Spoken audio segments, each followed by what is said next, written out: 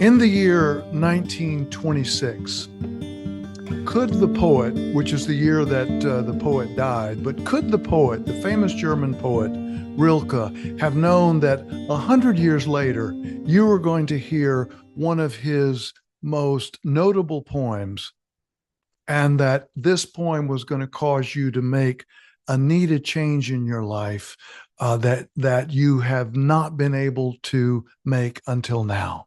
Could he have known that? Well, let's dig in and see what we think. This is Dale Byron with Heartwork, the podcast, and the poem today by Rainer Maria Rilke is called Archaic Torso of Apollo, one of his most famous poems. It goes like this. We cannot know his legendary head. We cannot know his legendary head with eyes like ripening fruit, and yet his torso is still suffused with brilliance from inside, like a lamp in which his gaze, now turned to low, gleams in all its power. Otherwise, the curved breast could not dazzle you so, nor could a smile run through the placid hips and thighs to that dark center where procreation flared.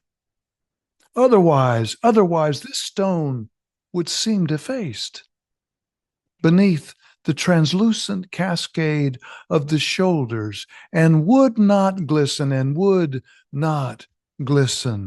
like a wild beast's fur, would not from all the borders of itself burst like a star. For here, there is no place. For here, there is no place that does not see you. There is no place that does not see you. You must change your life.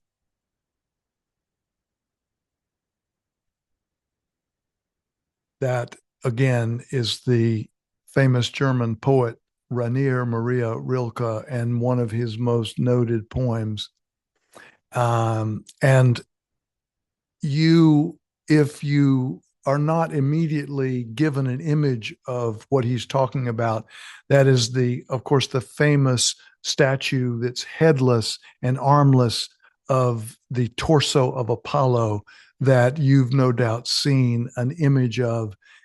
And in some cases, you may have seen the real thing. But the idea is that he is using an incomplete statue,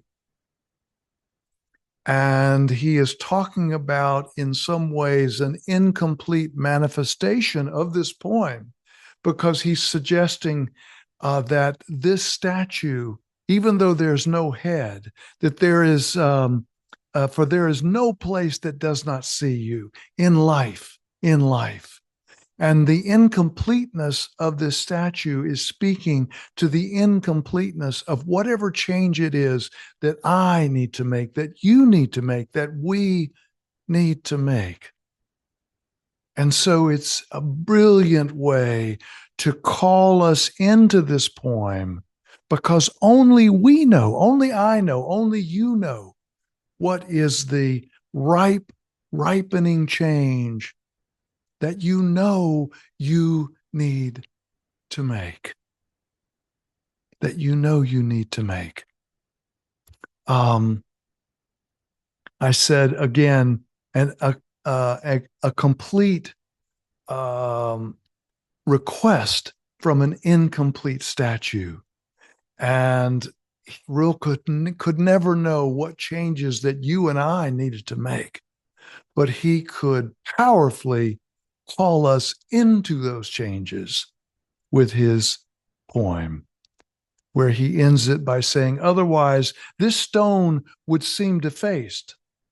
Otherwise, this stone would seem defaced beneath the translucent cascade of the shoulders, and would not glisten like a wild beast's fur, would not from all the borders of itself burst like a star. For here, there is no place that does not see you. For here, there is no place that does not see all of us.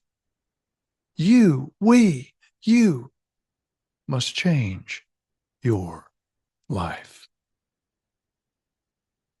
100 years after the poet Rilke died, 1926, and he is speaking to us through his poetry, which is as alive as could ever be.